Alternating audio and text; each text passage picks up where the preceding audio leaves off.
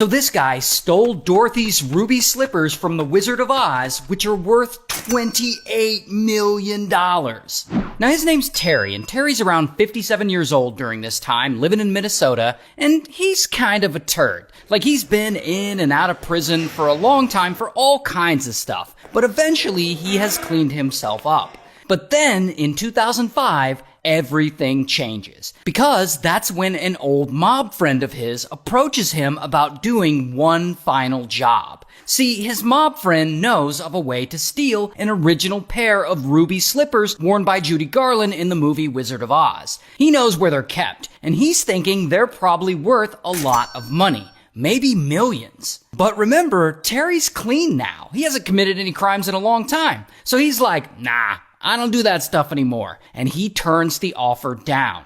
However, Terry goes home and he can't stop thinking about it. This might be a big opportunity. Like, it keeps him up at night. This could be one last score and it could set him up for life. So finally, he goes back to his mob friend and he's like, all right.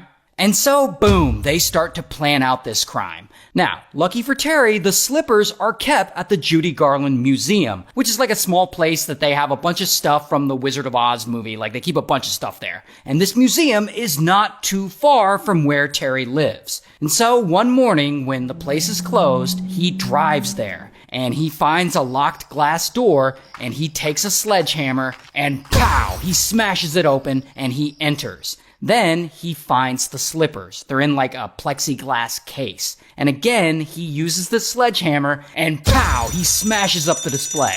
Then he grabs the shoes and he flees. So now Terry's got all the loot. All he needs to do is sell them. Here's the thing though. Terry has never actually seen The Wizard of Oz, so he has no idea who Judy Garland is. He doesn't know what role these shoes play in the movie. All he knows is that they're made of rubies, and rubies are worth a lot of money.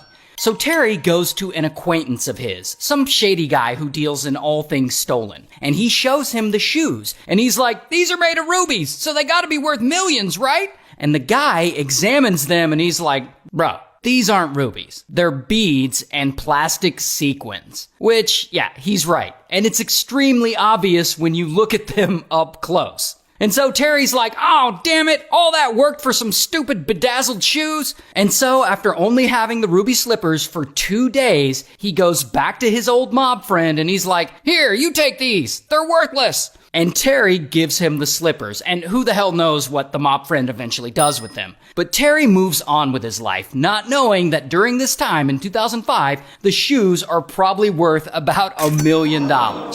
But that's not the end of Terry's story, because 12 years go by, and it's now 2017. And we're now in Florida at an apartment complex, and there's a retired Secret Service agent hanging out by the pool. We'll call him Agent. An agent is hanging out having a chat with another resident there, this attorney, who we'll just call Lawyer. And so Agent and Lawyer are chatting by the pool. And Agent randomly mentions that he used to work security for Judy Garland's adult daughter. And this leads them to chatting about the biggest art crime in Minnesota history, the theft of the ruby slippers. And Lawyer just happens to have some information on where the stolen slippers might be. Like maybe he knows someone who has them or something like that. The reporting on this actually isn't clear. But what is clear is that Lawyer is like, you know, the insurance company that originally insured the shoes are offering a reward. And Agent is like, a reward? And then these two dummies come up with a plan to extort the insurance company into paying them a huge amount for this information.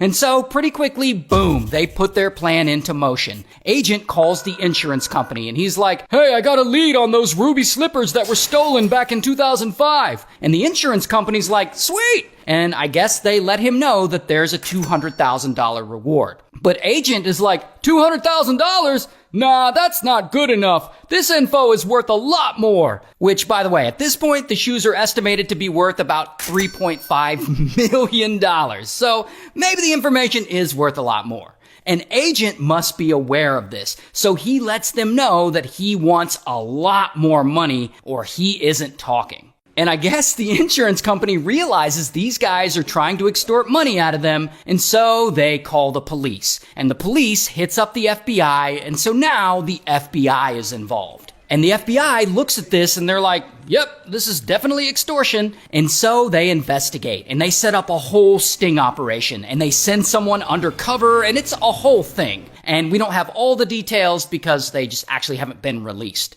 But in 2018, the FBI is able to go into Minneapolis where the shoes are now being stashed and boom, they swoop in and they finally recover them.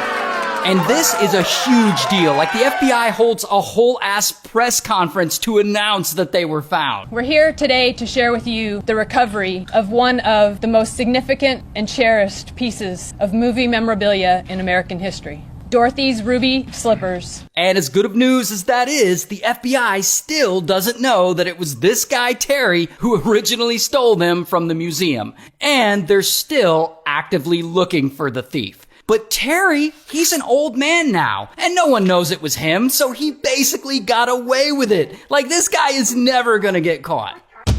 Until 4 years go by, and Terry's around 74 years old now. And I guess bro really has a problem. The woman he's dating is an immigrant, and I guess her visa is about to expire. Now, Terry, he is really into this woman, and he doesn't want her to leave the country, and so he's trying to figure out what he can do to help her. And that is when, boom, it hits him. The ruby slippers. Maybe he can use what he knows as leverage to help the FBI find the ruby slipper thief. Himself. I mean, he won't get into any trouble, like he's an old man now. Plus, he's in terrible health. He's in a wheelchair, and surely the statute of limitations on his crime has run out by now, right? And he's thinking that this will finally close the case for the FBI, and that maybe in return for helping them, they'll pull some strings with immigration and allow his girlfriend to stay with him in the United States. And so he calls up the FBI, and they bring him in, and he ends up admitting that, yeah, he's the one who stole the ruby slippers back in 2005, which he later gave away because he thought they were worthless. And, I'm sure they all laughed at him because, I would've. But here's the thing, though. Apparently, the statute of limitations on this crime has not run out. Because, bam, they eventually charged Terry with the theft of the slippers. And I don't have a mugshot, but here's a picture of him outside the courthouse looking old as f***. And so he takes a plea deal and he actually gets no prison time because I guess they figured he's old and he's in bad health and he's about to die anyway. But he does have to pay $23,000 restitution. Oh, and remember how he gave the slippers away in 2005 because he thought they were worthless? Well, in 2024, they were auctioned off for $28 million.